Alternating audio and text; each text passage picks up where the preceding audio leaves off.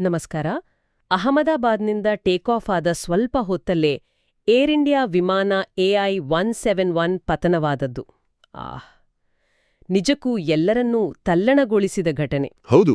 ಇಂದು ನಾವು ಜೂನ್ 22, 2025ರಂದು ನಡೆದ ಈ ದುರಂತದ ಬಗ್ಗೆ ವಿಮಾನ ಅಪಘಾತ ತನಿಖಾ ದಳ ಅಂದ್ರೆ AAIB ಬಿಡುಗಡೆ ಮಾಡಿರೋ ಪ್ರಾಥಮಿಕ ವರದಿಯ ಬಗ್ಗೆ ಸ್ವಲ್ಪ ಆಳವಾಡಿ ನೋಡೋಣ.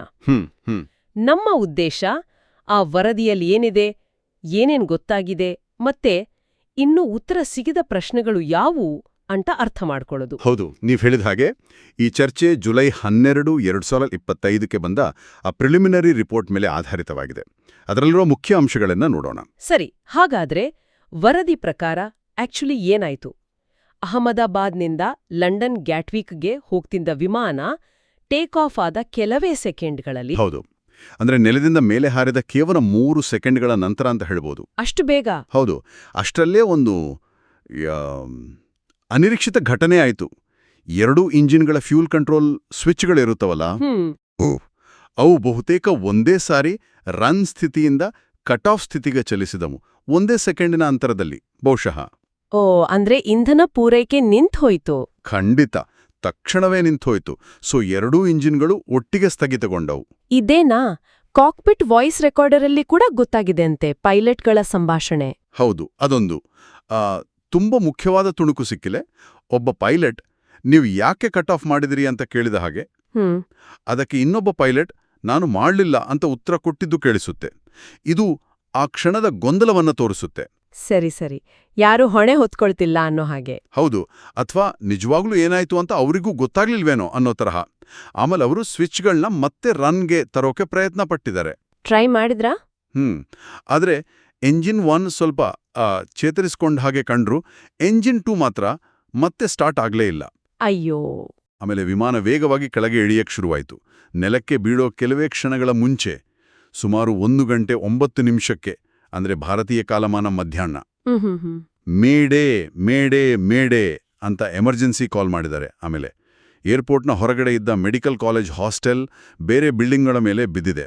ಓಹ್, ಇದರ ಪರಿಣಾಮಗಳು ಕೇಳಕ್ಕೇನೆ ಭಯ ಆಗತ್ತೆ. ಹೌದು, ಅತ್ಯಂತ ದುರಂತ ಇದು. ವಿಮಾನದಲ್ಲಿ 241 ಜನ ಇದ್ರು, 230 ಪ್ಯಾಸೆಂಜರ್ಸ್, 12 ಸಿಬ್ಬಂದಿ. ಅವರಲ್ಲಿ ಯಾರಾದ್ರೂ? ಒಬ್ರು ಮಾತ್ರ, ಒಬ್ಬ ಬ್ರಿಟಿಷ್ ಪ್ರಯಾಣಿಕ ಮಾತ್ರ ಬದುಕುಳಿದ್ರು. ಅದು ಬಿಟ್ಟು ನೆಲದ ಮೇಲೆ ಆ ಕಟ್ಟಡಗಳಲ್ಲಿದ್ದ 19 ಜನ ಕೂಡ ತೀರ್ಕೊಂಡ್ರು, ತುಂಬ ಜನ ಗಾಯಗೊಂಡ್ರು. ಬಹಳ ದೊಡ್ಡ ದುರಂತ. ಆಮೇಲೆ ತನಿಖೆ ಶುರುವಾಯ್ತಲ್ವಾ? ಫ್ಲೈಟ್ ರೆಕಾರ್ಡರ್ಸ್ ಎಲ್ಲ ಸಿಕ್ತಾ? ಹೌದು, ತಕ್ಷಣವೇ. ಹಲವಾರು ಕಟ್ಟಡಗಳು ಹಾಳಾಗಿದ್ವು, ಅವಶೇಷಗಳನ್ನೆಲ್ಲ ಸಂಗ್ರಹ ಮಾಡಿದ್ರು. 2 ರೆಕಾರ್ಡರ್ಗಳು CVR ಮತ್ತು FDR ಅಂದ್ರೆ ಫ್ಲೈಟ್ ಡೇಟಾ ರೆಕಾರ್ಡರ್ ಎರಡೂ ಸಿಕ್ಕಿವೆ. ಡೇಟಾ ಡೌನ್ಲೋಡ್ ಮಾಡಿ ವಿಶ್ಲೇಷಣೆ ಶುರು ಮಾಡಿದ್ದಾರೆ. ಈಗ ಮೂಲ ಪ್ರಶ್ನೆಗೆ ಬರೋಣ. ಫ್ಯೂಯಲ್ ಸ್ವಿಚ್ಗಳು ಯಾಕೆ ಹಾಗೆ ಚಲಿಸ್ತು? ಅವು ಸುಮ್ನೆ ಹಾಗೆ ಮೂವ್ ಆಗೋಕ್ ಸಾಧ್ಯನಾ? ಅದಕ್ಕೆ ಸೇಫ್ಟಿ ಮೆಕ್ಯಾನಿಸಮ್ ಇರುತ್ತಲ್ವಾ? ಖಂಡಿತವಾಗಿಯೂ, ಅದೇ ಈಗಿನ ದೊಡ್ಡ ಪ್ರಶ್ನೆ. ಸಾಮಾನ್ಯವಾಗಿ ಆ ಸ್ವಿಚ್ಗಳಿಗೆ ಒಂದು ಸೇಫ್ಟಿ ಲಾಕ್ ಇರುತ್ತೆ, ಅಂದ್ರೆ ಒಂದು ಕ್ಲಿಕ್ ತರ, ಸುಮ್ನೆ ತಾಗಿದ್ರೆ ಮೂವ್ ಆಗಲ್ಲ. ಅದರ ಜೊತೆಗೆ ಒಂದು ಗಾರ್ಡೆಡ್ ಬ್ರಾಕೆಟ್, ಅಂದ್ರೆ ಒಂದು ರಕ್ಷಣಾ ಕವಚ, ಮುಚ್ಚಳದ ಹಾಗೆ ಇರುತ್ತೆ. ಸೊ ಆಕ್ಸಿಡೆಂಟಲ್ ಆಗಿ ಕೈ ತಾಗಿದ್ರು ಅಥವಾ ವೈಬ್ರೇಷನ್ನಿಂದಲೂ ಅದು ಮೂವ್ ಆಗಬಾರ್ದು. ಹಾಗಿದ್ರೂ ಇದು ಆಗಿದೆ ಅಂದ್ರೆ ಏನಿರ್ಬೋದು ಕಾರಣ? ತನಿಖೆ ಈಗ ಎಲ್ಲಾ ಸಾಧ್ಯತೆಗಳನ್ನು ನೋಡುತ್ತದೆ. ಅಂದ್ರೆ ಪೈಲಟ್ ಕಡೆಯಿಂದ ಏನಾದರೂ ತಪ್ಪಾಯ್ತಾ, ಅಥವಾ ಏನಾದರೂ ಯಾಂತ್ರಿಕ ದೋಷಣ, ಸಾಫ್ಟ್ವೇರ್ ಪ್ರಾಬ್ಲಮಾ, ಅಥವಾ ಉದ್ದೇಶಪೂರ್ವಕವಾಗಿ ಯಾರಾದರೂ ಮಾಡಿದ್ರಾ? ವಿಧ್ವಂಸಕ ಕೃತ್ಯದ ಸಾಧ್ಯತೆಯನ್ನು ತಳ್ಳಿ ಹಾಕಿಲ್ಲ. ಓ, ಇದ್ರ ಜೊತೆಗೆ 2018ರ ಒಂದು ಎಚ್ಚರಿಕೆ FAA ಬುಲೆಟಿನ್ ಬಗ್ಗೆನೂ ವರದಿಯಲ್ಲಿ ಹೇಳಿದಾರಲ್ವಾ? ಏನದು? ಹೌದು, ಅದು ಒಂದು ಗಮನಿಸಬೇಕಾದ ಅಂಶ. 2018ರಲ್ಲಿ ಅಮೆರಿಕಾದ FAA ಅಂದ್ರೆ ಅಲ್ಲಿನ ವಿಮಾನಯಾನ ನಿಯಂತ್ರಣ ಸಂಸ್ಥೆ, ಬೋಯಿಂಗ್ ವಿಮಾನಗಳ ಇದೇ ಥರದ ಫ್ಯೂಯಲ್ ಸ್ವಿಚ್ ಲಾಕಿಂಗ್ ಸಿಸ್ಟಮ್ನಲ್ಲಿ ಒಂದು ಸಣ್ಣ ದೋಷ ಇರ್ಬೋದು ಅಂತ ಒಂದು ಬುಲೆಟಿನ್ ಕೊಟ್ಟಿತ್ತು. ಆದರೆ ಅದು ಮ್ಯಾಂಡೇಟರಿ ಆಗಿರಲಿಲ್ಲ, ಕಡ್ಡಾಯವಾಗಿ ಮಾಡಲೇಬೇಕು ಅಂತ ಇರಲಿಲ್ಲ, ಕೇವಲ ಸಲಹೆ ರೂಪದಲ್ಲಿತ್ತು. ಸರಿ. ವರದಿಗಳ ಪ್ರಕಾರ ಏರ್ ಇಂಡಿಯಾ ಆ ಪರಿಶೀಲನೆಯನ್ನ ಈ ವಿಮಾನದಲ್ಲಿ ಮಾಡಿರಲಿಲ್ಲ. ಈಗ ಇದೇ ನೇರವಾಗಿ ಅಪಘಾತಕ್ಕೆ ಕಾರಣ ಅಂತ ಹೇಳೋಕ್ಕಾಗಲ್ಲ. ಆಗಲ್ಲ.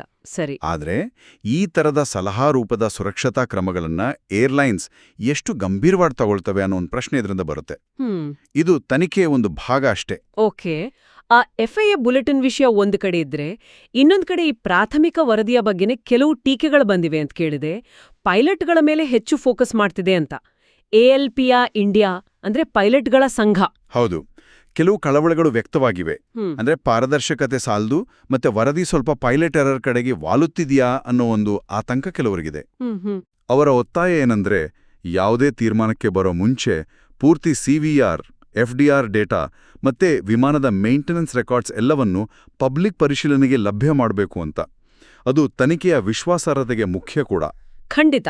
ಹಾಗಾದ್ರೆ ಸದ್ಯಕ್ಕೆ ನಾವು ಏನು ತಿಳಿದುಕೊಳ್ಳಬೇಕು ಈ ವರದಿಯಿಂದ? ಮುಖ್ಯವಾಗಿ ನೆನ್ಪಿಡ್ಬೇಕಾದದ್ದು, ನೀವು ಮೊದಲೇ ಹೇಳಿದ ಹಾಗೆ, ಇದು ಕೇವಲ ಪ್ರಾಥಮಿಕ ವರದಿ, ಫೈನಲ್ ಅಲ್ಲ. ಅಪಘಾತಕ್ಕೆ ಇದುವೇ ಕಾರಣ ಅಂತ ಇನ್ನೂ ಯಾವುದನ್ನೂ ಅಧಿಕೃತವಾಗಿ ಹೇಳಿಲ್ಲ. ಸರಿ. ಬೋಯಿಂಗ್ ಕಂಪನಿಗಾಗ್ಲಿ ಅಥವಾ GE ಎಂಜಿನ್ ತಯಾರಕರಿಗಾಗ್ಲಿ ಯಾವುದೇ ತಕ್ಷಣದ ಸೇಫ್ಟಿ ರೆಕಮೆಂಡೇಶನ್ಸ್ ಕೂಡ ಕೊಟ್ಟಿಲ್ಲ ಸದ್ಯಕ್ಕೆ. ಓಕೆ. ತನಿಖೆ ನಡೀತಿದೆ. ಅಮೆರಿಕಾದ NTSB, UK AAIB, FAA, Boeing, GE ಹೀಗೆ ಹಲವಾರು ಅಂತಾರಾಷ್ಟ್ರೀಯ ಸಂಸ್ಥೆಗಳೆಲ್ಲ ಇದರಲ್ಲಿ ಭಾಗಿಯಾಗಿವೆ. ಅಂತಿಮ ವರದಿ ಬಹುಶಃ ಮುಂದಿನ ವರ್ಷ ಬರ್ಬೋದು. ಸರಿ. ಹಾಗಾದ್ರೆ ಇಲ್ಲಿಯವರೆಗಿನ ಪ್ರಮುಖ ಅಂಶಗಳನ್ನ ಒಂದ್ಸಲ ಸಂಕ್ಷಿಪ್ತವಾಗಿ ಹೇಳೋದಾದ್ರೆ? ಟೇಕ್ ಆಫ್ ಆಗಿ, ಅಂದ್ರೆ ವಿಮಾನ ಗಾಳಿಯಲ್ಲಿ ಹಾರಲು ಶುರುವಾಗಿ ಕೇವಲ 3 ಸೆಕೆಂಡಲ್ಲಿ 2 ಎಂಜಿನ್ಗಳು ಫ್ಯೂಲ್ ಕಟ್ಟಾದ ಕಾರಣ ನಿಂತೋದ್ವು. ಹೌದು. ಇಬ್ರು ಪೈಲಟ್ಗಳು ತುಂಬಾ ಅನುಭವಿಗಳು. ಕ್ಯಾಪ್ಟನ್ಗೆ ಸುಮಾರು 15,000 ಗಂಟೆಗಳ ಅನುಭವ, ಕೋ ಪೈಲಟ್ಗೆ 3,400 ಗಂಟೆಗಳ ಅನುಭವ. ಅವರು ಸರಿಯಾಗಿ ರೆಸ್ಟ್ ಕೂಡ ಮಾಡಿದ್ರು ಅಂತ ವರದಿಯಲ್ಲಿದೆ. ಸರಿ. ಇಂಜಿನ್ ನಿಲ್ಸೋ ತರಹದ ಬೇರೆ ಯಾವುದೇ ಎಮರ್ಜೆನ್ಸಿ ಇದ್ದ ಹಾಗೆ ಸದ್ಯ ಕಾಣಿಸ್ತಿಲ್ಲ. ಸೊ ತನಿಖೆಯ ಫೋಕಸ್ ನೀವು ಹೇಳಿದ ಹಾಗೆ ಹ್ಯೂಮನ್ ಫ್ಯಾಕ್ಟರ್ಸ್, ಸಿಸ್ಟಮ್ ಫೇಲ್ಯೂರ್ಸ್ ಮತ್ತೆ ಸ್ಯಾಬೋಟಾಜ್ ಸಾಧ್ಯತೆಗಳ ಮೇಲೆ ಇದೆ. ಯಾರ ಮೇಲೂ ದೋಷ ಹೊರಿಸೋಕೆ ಇದು ಖಂಡಿತವಾಗಿಯೂ ತುಂಬಾ ಬೇಗ. ಪಾರದರ್ಶಕತೆ ಮುಖ್ಯ ಅನ್ನೋದು ಎಲ್ಲರ ಅಭಿಪ್ರಾಯ. ಹಾಗಾದ್ರೆ ಒಟ್ಟಿನಲ್ಲಿ ಟೇಕ್ ಆಫ್ ಆದ ತಕ್ಷಣ 2 ಇಂಜಿನ್ಗಳ ಇಂಧನ ಪೂರೈಕೆ ಒಂದು ನಿಗೂಢ ರೀತಿಯಲ್ಲಿ ನಿಂತುಹೋಯಿತು. ಕಾರಣ ಇನ್ನೂ ಅಸ್ಪಷ್ಟ. ಮಾನವ ದೋಷವಾ, ಯಾಂತ್ರಿಕ ದೋಷವಾ ಅಥವಾ ಉದ್ದೇಶಪೂರ್ವಕ ಕೃತ್ಯವಾ ಅನ್ನೋದು ತನಿಖೆಯಿಂದ ಗೊತ್ತಾಗ್ಬೇಕು. ಇದರ ಪರಿಣಾಮ ಮಾತ್ರ ಭೀಕರವಾಗಿತ್ತು. ಹೌದು. ಇಲ್ಲಿ ಕೊನೆಯದಾಗಿ ಒಂದು ಯೋಚನೆ ಮಾಡಬೇಕಾದ ವಿಷಯ ಅಂದ್ರೆ, ಆ ಇಂಧನ ಸ್ವಿಚ್ಗಳಿಗೆ ಅಷ್ಟೆಲ್ಲ ಸೇಫ್ಟಿ ಡಿಸೈನ್ ಇದ್ರೂ ಒಂದು ವೇಳೆ ತನಿಖೆಯಲ್ಲಿ ಪೈಲಟ್ ತಪ್ಪೂ ಅಲ್ಲ, ಉದ್ದೇಶಪೂರ್ವಕ ಕೃತ್ಯವೂ ಅಲ್ಲ ಅಂತ ಸಾಬೀತಾದ್ರೆ ಆಗ ವಿಮಾನಯಾನ ಉದ್ಯಮ, ಈ ವಿಮಾನಗಳ ವಿನ್ಯಾಸ, ಅವುಗಳ ಸೇಫ್ಟಿ ಚೆಕ್ ಮಾಡುವ ವಿಧಾನಗಳು, ಇವುಗಳ ಬಗ್ಗೆ ಯಾವ ಮೂಲಭೂತ ಪ್ರಶ್ನೆಗಳನ್ನ ಕೇಳಿಕೊಳ್ಬೇಕಾಗತ್ತೆ? ನಾವು ಸೇಫ್ಟಿ ಸಿಸ್ಟಮ್ಸ್ ಮೇಲೆ ಇಟ್ಟಿರೋ ನಂಬಿಕೆಯನ್ನೇ ಮರುಪರಿಶೀಲಿಸ್ತೇಕಾ? ಅಥವಾ ಈ ಕಡ್ಡಾಯವಾದ ಸೇಫ್ಟಿ ಬುಲೆಟಿನ್ಗಳು ಮತ್ತು ಕೇವಲ ಸಲಹೆ ರೂಪದ ಬುಲೆಟಿನ್ಗಳ ನಡುವಿನ ವ್ಯತ್ಯಾಸ ನಿಜವಾದ ಸುರಕ್ಷತೆಯ ಮೇಲೆ ಹೇಗೆ ಪರಿಣಾಮ ಬೀರುತ್ತೆ? ಇದು ಮುಂದಿನ ದಿನಗಳಲ್ಲಿ ಉತ್ತರ ಹುಡುಕಬೇಕಾದ ಒಂದು ದೊಡ್ಡ ಪ್ರಶ್ನೆ. ಖಂಡಿತ. ಈ ವಿಷಯದ ಬಗ್ಗೆ ಮುಂದಿನ ದಿನಗಳಲ್ಲಿ ಇನ್ನಷ್ಟು ಮಾಹಿತಿ ಬಂದಾಗ ಮತ್ತೆ ಚರ್ಚಿಸೋಣ. ಕೇಳುಗರಿಗೆ ಧನ್ಯವಾದಗಳು. ಧನ್ಯವಾದಗಳು.